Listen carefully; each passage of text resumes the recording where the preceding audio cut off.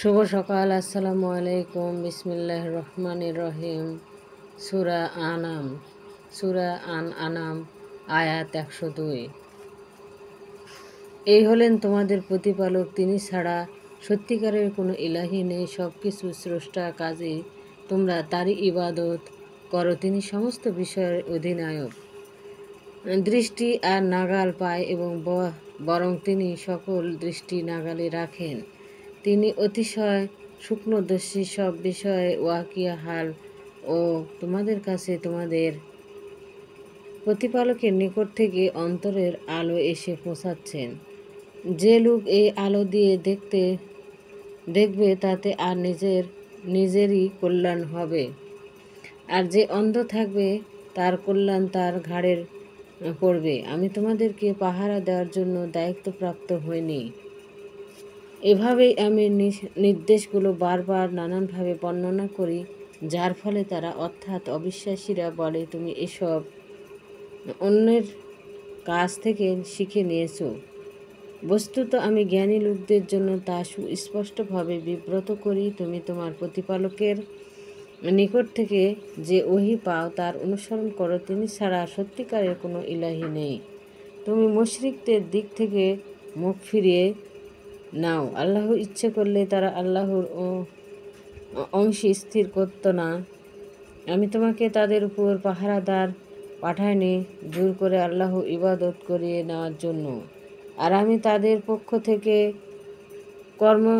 কর্ম সম্পাদনকারীও নয়। ওহে মুমিনগণ, আল্লাহকে বাদ দিয়ে যাদেরকে তারা ডাকে তোমরা তাদেরকে গালি দিও না, কেননা তারা তাদের অজ্ঞাত প্রশস্ত শত্রুতার বংশীবতী হয়ে আল্লাহকে গালি দিবে।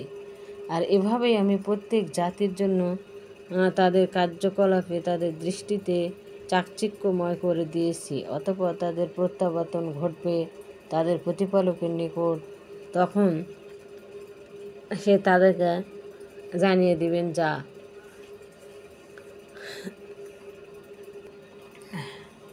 কেননা তারা তাদের অজ্ঞতা প্রশস্ত শত্রুতার বংশীবতে হয়ে আল্লাহকে গালি দিবে। আর এভাবেই আমি প্রত্যেক জাতির জন্য তাদের কার্যকলাপকে তাদের দৃষ্টিতে চাকচিক্যময় করে দিয়েছি। অতঃপর তাদের প্রত্যাবর্তন ঘটবে তাদের প্রতিপালকের নিকট।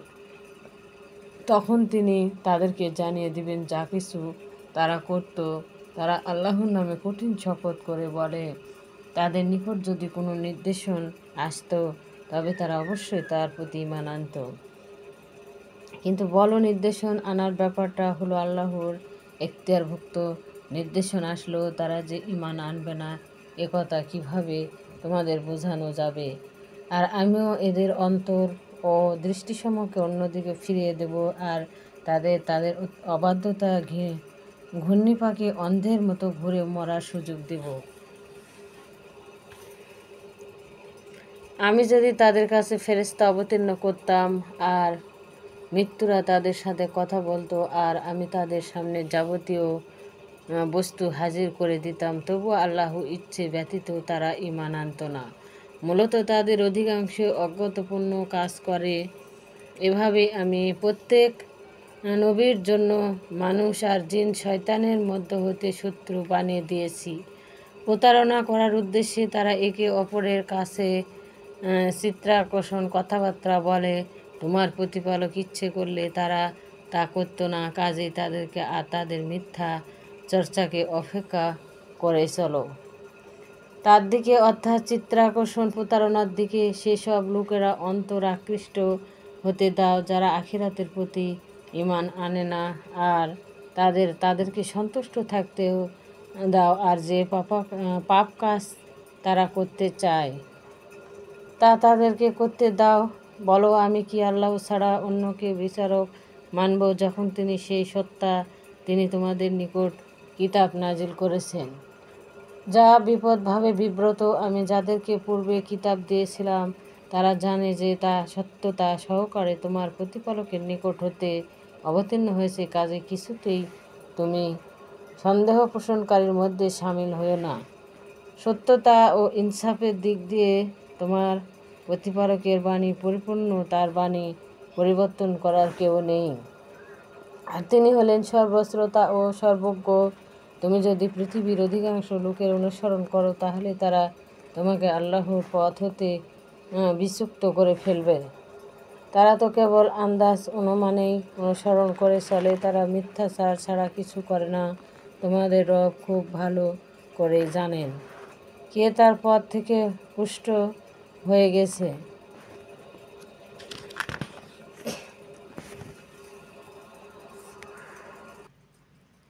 আর তিনি হেদায়েতপ্রাপ্তদের সম্পর্কে সর্বাধিক অবহিত। কাজেই যে পশু জবেহ করার সময় আল্লাহর নাম নেওয়া হয়েছে তা তোমরা খাও, যদি তার নির্দেশাবলিতে তোমরা বিশ্বাস হয়ে থাকো। তোমাদের কি হয়েছে যে যাতে আল্লাহর নাম নেওয়া হয়েছে তা তোমরা খাবে না? তোমাদের জন্য যা হারাম করা হয়েছে তা তোমাদের জন্য বিশুদ্ধভাবে বাতলে দেওয়া হয়েছে। তবে যদি তোমরা নিরুপায় হও তবে ততটুকু নির্দিষ্ট বস্তু খেতে পারো যাতে প্রাণে বাঁচতে পারো। কিন্তু অনেক লোকই অজ্ঞতাবশত তাদের খেয়াল খুশি দ্বারা অবশ্যই অন্যায়দের পথভ্রষ্ট করে। তোমার প্রতিপালক সীমা লঙ্ঘনকারীদের সম্পর্কে সবচেয়ে বেশি অবগত। তোমরা প্রকাশ্য ও গোপন পাপ বর্জন করো। যারা পাপ অর্জন করে তারা তাদের অর্জনের যথাযথ প্রতিফল পাবে। যাতে জবহ করার সময় আল্লাহর নাম নেওয়া হয়নি তা তোমরা মোটেই খাবে না। তা হচ্ছে পাপাচার। শয়তানে তাদের বন্ধুদেরকে তোমাদের সঙ্গে তর্ক ঝগড়া করার জন্য প্ররোচিত করেছে। যদি তোমরা তাদের কথা মান্য করে চলো তাহলে তোমরা অবশ্যই মুশরিক হয়ে যাবে। যে ব্যক্তি মৃত ছিল তাকে আমি জীবিত করলাম, তার জন্য আলোর ব্যবস্থা করলাম, যার সাহায্যে সে মানুষের মাঝে চলাফেরা করে। সে কি তার মতো যে অন্ধকারে নিমজ্জিত, যা থেকে সে কখনো বেরিয়ে আসতে পারবে না? এজন্য যে কাফেরেরা যা করেছে তা তাদের জন্য চাকচিক্যময় করে দেওয়া হয়েছে।